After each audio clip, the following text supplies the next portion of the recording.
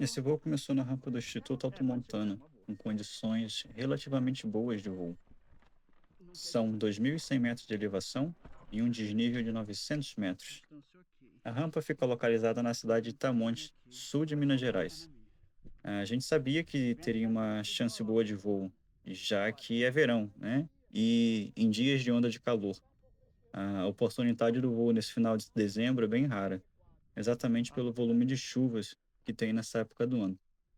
Mas está sendo diferente nesse fim de ano.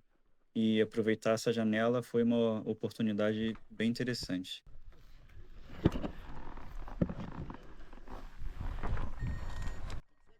Após feitos os cheques e tomada a decisão de não decolar pelos decks de madeira, ah, eu me posiciono à procura de um bom local para decolagem e o Conrado também me dá algumas dicas ali para me posicionar da melhor maneira possível para fazer essa decolagem natural. E apesar da decolagem natural, a condição ajudou. Foi uma bela saída. O vento estava alinhado, tinha sustentação, e o bom de decolar dessa forma é que eu pude escolher o quadrante de decolagem certinho de onde o vento estava vindo e o tempo de espera foi bem menor.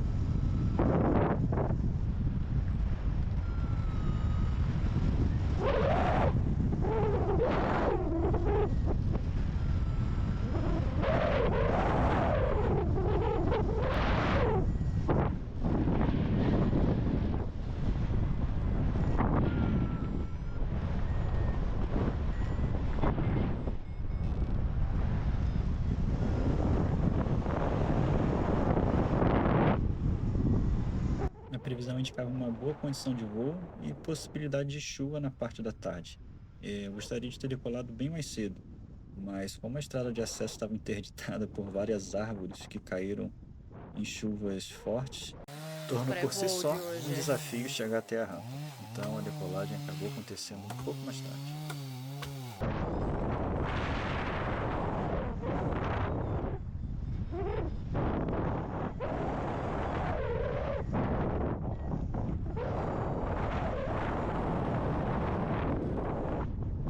Foi possível trabalhar a primeira térmica e ganhar altitude após cerca de 15 minutos de voo.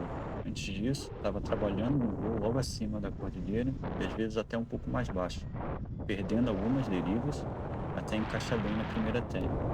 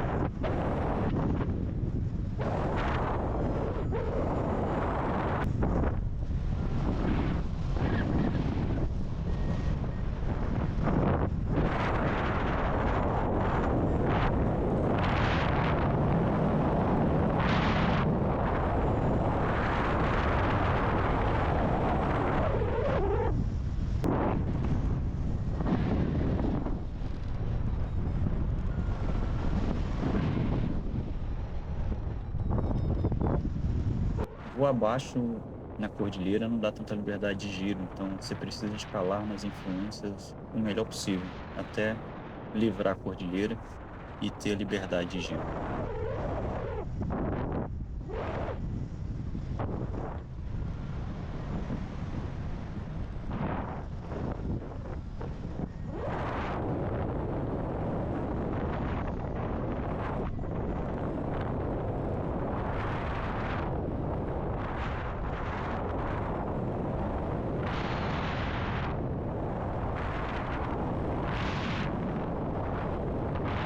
sempre voando à frente para ganhar o que fosse possível de distância daquela formação que está mais à direita, na outra cordilheira, desde o momento da decolagem.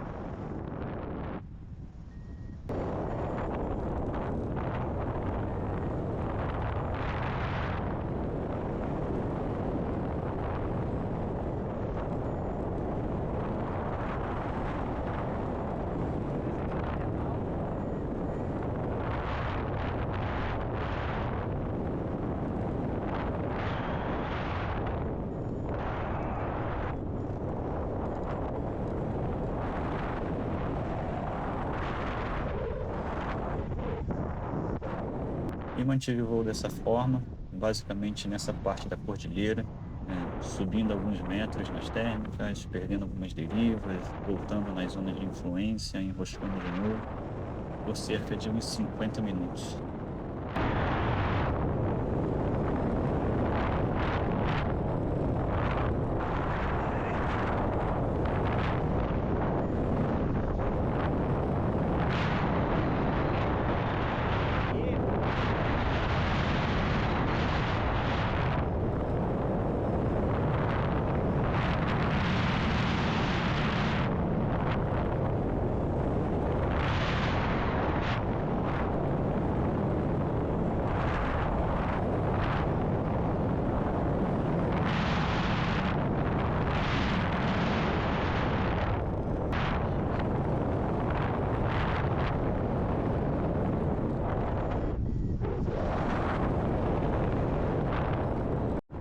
E quando eu estava com um pouco menos de 1 hora de voo, eu decido sair da cordilheira e voar em direção a uma cidade de Itamonte e faria uma avaliação mais à frente, mais ou menos nos locais que eu já estou acostumado a pousar. Se houvesse condição, se eu continuaria com o voo ou se pousaria nos locais que eu já estou acostumado.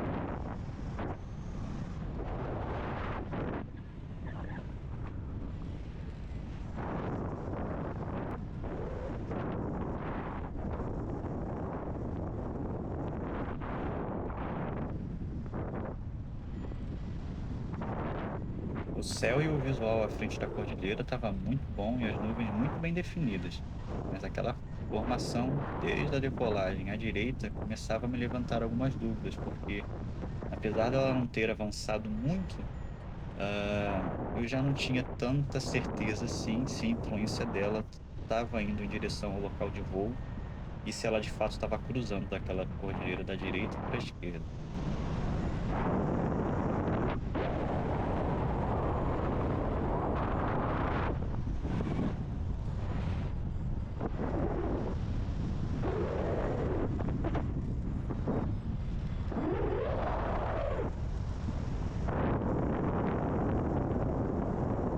E exatamente nesse momento do voo eu estava em um grande dilema, porque normalmente quando você sai da cordilheira e chega nesse ponto, seria normal eu estar mais baixo, uns 100 metros, uns 200 metros do solo, se tivesse essa altitude, já planejando a aproximação final para pouso. Nesse dia eu cheguei a mais de 600 metros do solo, aproximadamente. Então eu tinha oportunidade ali de planejar uma rota de voo mais à frente, no sentido da cidade de Itamonte, a preço de pousar em novos locais, e que eu ainda não tive a oportunidade de chegar. Porém, tinha essa circunstância dessa nuvem, então eu decidia se eu ia para frente para fazer um voo novo numa circunstância nova, com o que eu tinha de altura, ou se eu ia para frente depois de ganhar mais altura, encher o tanque embaixo dessa influência dessa nuvem, ou se pousava bem aí nesse local que eu estou voando acima, que são locais conhecidos.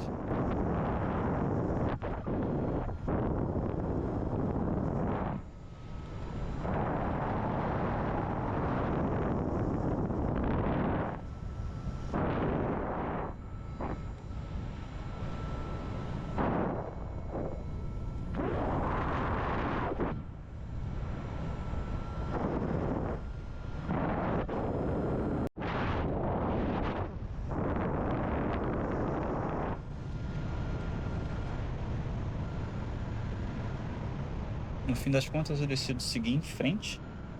A partir desse ponto, sem girar até a base, com o que eu já tinha garantido.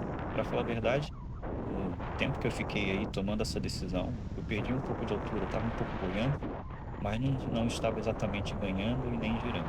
Então, decido seguir em frente, eh, já mais ou menos voando em direção a essa estrada de terra, eh, mas ali não tinha muita possibilidade de pouso, seria jogar muito duro.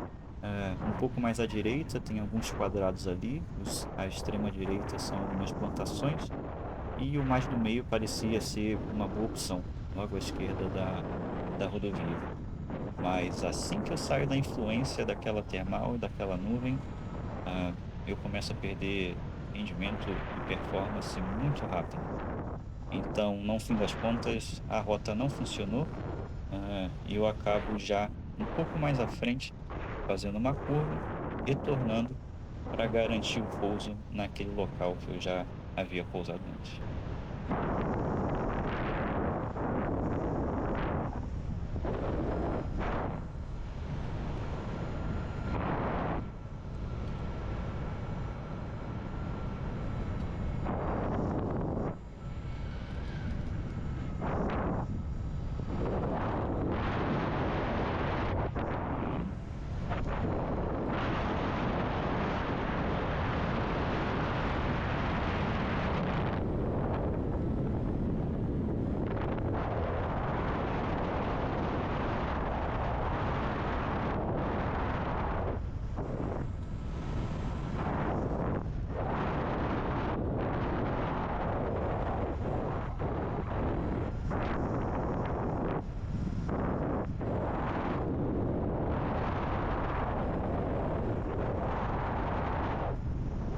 Nesse ponto eu já estava bem satisfeito com a tomada de decisão, apesar daqueles pontos de chuva à frente estarem localizados.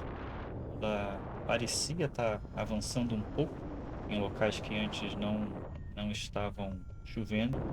Então agora o foco é total pouso. Eu abro meu cinto, começo a pegar algumas referências ali e me preparar para a aproximação final. O pouso escolhido está logo na outra face desse morrote, mais à esquerda nesse momento, de que eu estou voando agora. O local escolhido ele é pequeno para largura, é um corredor pequeno de largura e restrito devido a alguns fios que alimentam a energia de algumas casas ali que seriam na cabeceira de entrada do pouso, as próprias casas em si, mas que, para falar a verdade, o corredor disponível de pouso ele é até relativamente longo, ele é bem longo.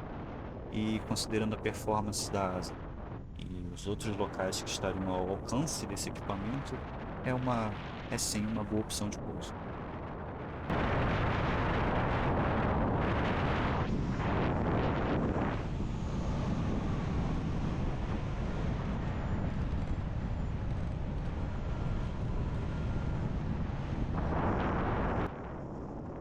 E como eu também já havia pousado ali outra vez, eu estava confortável aonde eu tinha que me posicionar para de fato fazer uma boa aproximação final, para estar no ponto certo, livrando essas restrições e fazer um bom pouso.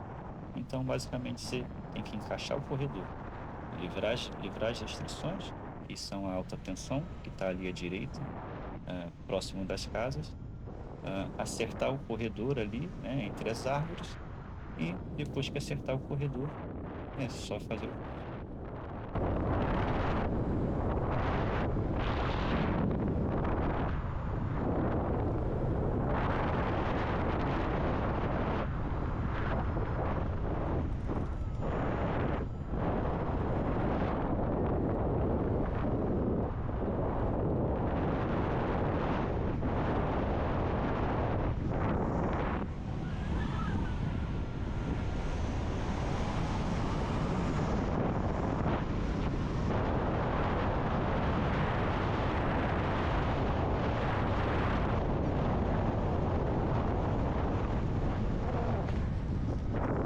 Bem no momento final do flare, as minhas mãos não estavam tão altas como eu gostaria nas barras laterais e o pouso acabou não sendo tão gracioso assim, acabei não pousando em pé, mas tudo funcionou certinho como eu estava esperando.